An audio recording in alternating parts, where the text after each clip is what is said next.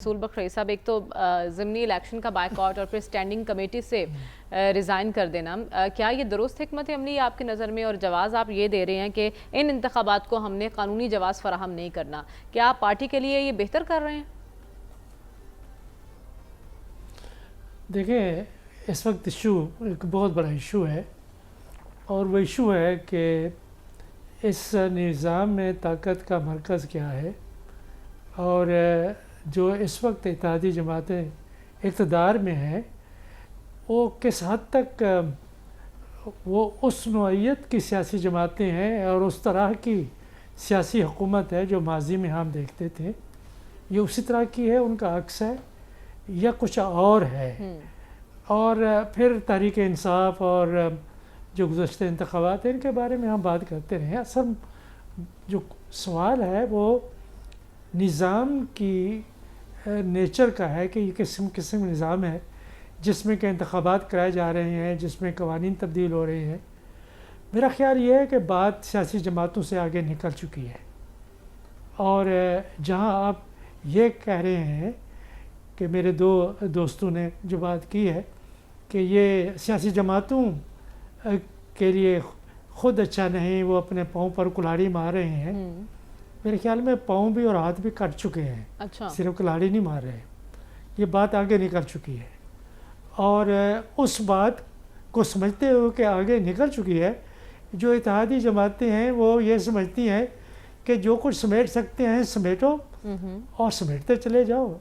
उसमें आखिर जो ज़िम्मेदारी का तयन होगा तारीख़ नवीसी के हवाले से या आइंदा की नस्लों के आने के बाद, फिर लोग तो कहेंगे जी ये तो बिल्कुल लेकिन इनके पास तो रसूल बख्श रईस साहब, इस मौके पर पीटीआई क्या सोच रही है और आप क्या इस पर राय रखते हैं कि अगर यही सिलसिला चलता रहा, कभी बायकॉट कभी कमेटी से आप इस्तीफ़ा दे रहे हैं, इस तरह तो आप असम्बलियों से भी निकल जाएंगे, फिर मैदान खाली छोड़ देंगे?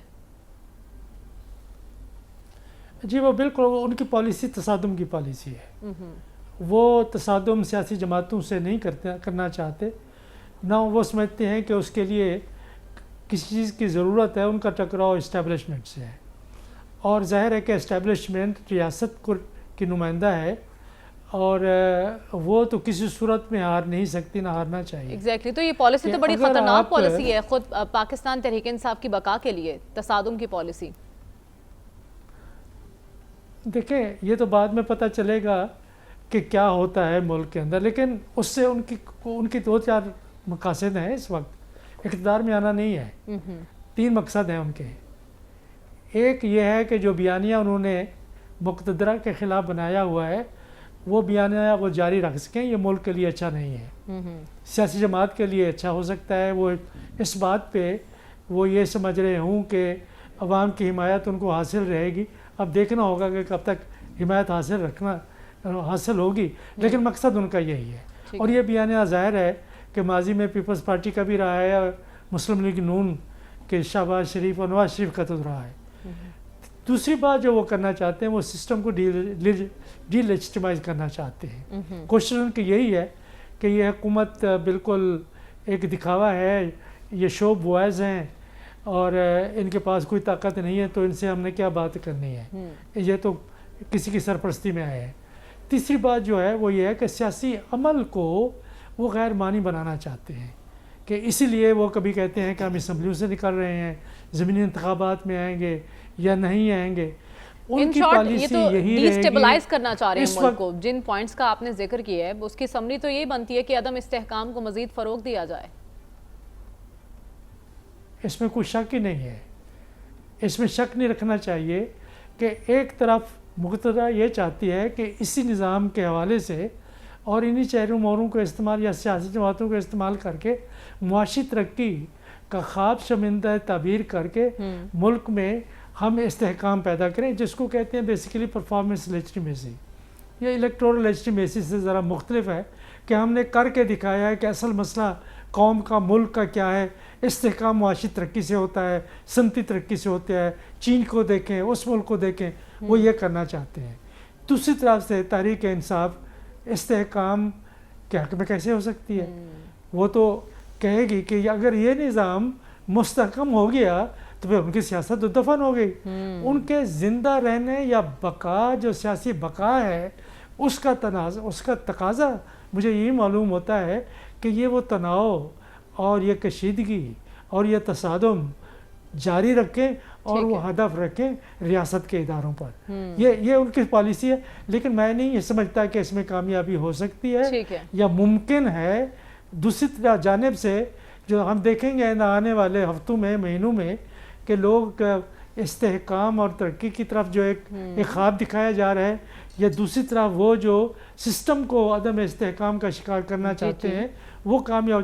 لیکن اس سارے معاملے میں یہ جو تناؤ اور کشیدگی ہے وہ پاکستان اور ہمارے مفاد مجروح ہو رہے ہیں. ایگزیکٹلی. لیکن آپ کہہ رہے ہیں کہ پاکستان تحریک انصاف کی پالیسی اس وقت تصادم کی دکھائی دے رہی ہے اور وہ اپنے مقاصد میں کامیاب ہوتے پھر بھی دکھائی نہیں دے رہے. تو رسول بخش رئی صاحب، آپ کی نظر میں اس سچویشن سے نمٹنے کے لیے بہترین حل کیا ہے؟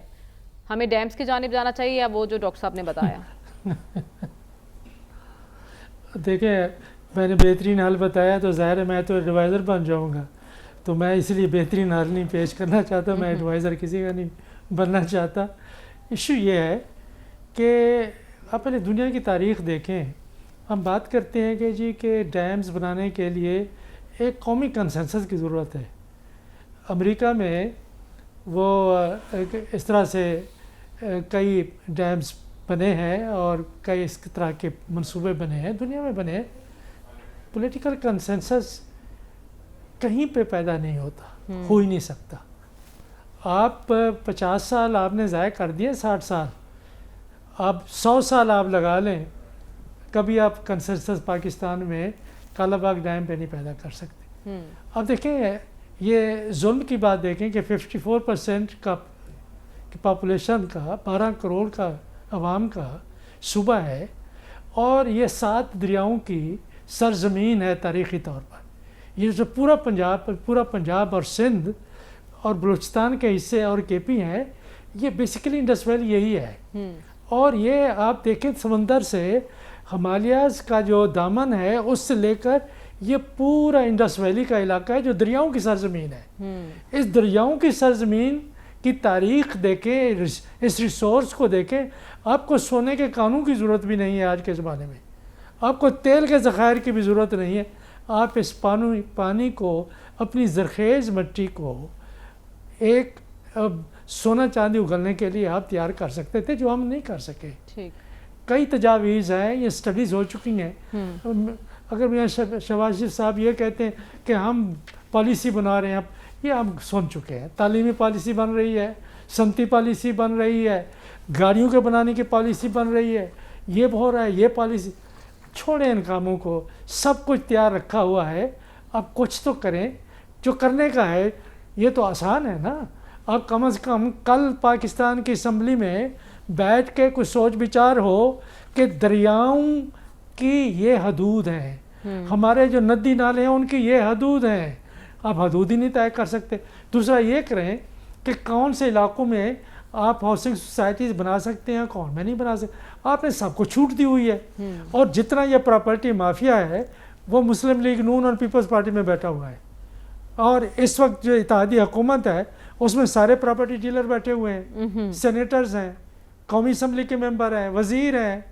جہاں وزارت آپ کو 16 منسٹریز چاہیے، آپ نے 70 کے قریب وزیر رکھے ہوئے ہیں، مشیر رکھے ہوئے ہیں. تو آپ کچھ سوچیں نا ملک کے لیے. یہ صرف ہمارے لیے رہ گیا سوچنا. میں نہیں سمجھتا کہ پاکستان کی زرخیز زمین اور اتنا آبی وسائل جو ہمارے پاس ہیں، جن کو رونا حامل ہوتے رہتے ہیں، ان سے استفادہ کر سکتے ہیں جب تک کہ آپ کے پاس محب وطن قیادت نہ ہو. ہم کسی کی نیت پہ تو شک نہیں کر سکتے، اعمال تو ہمارے سامنے ہے نا کتنا محب وطن ہے. لیکن آپ یہ کہہ رہے ہیں کہ کنسنسس پیدا کرنا ہے بہت مشکل کام ہے اور سارا معاملہ ہی اتفاق رائے کا ہے.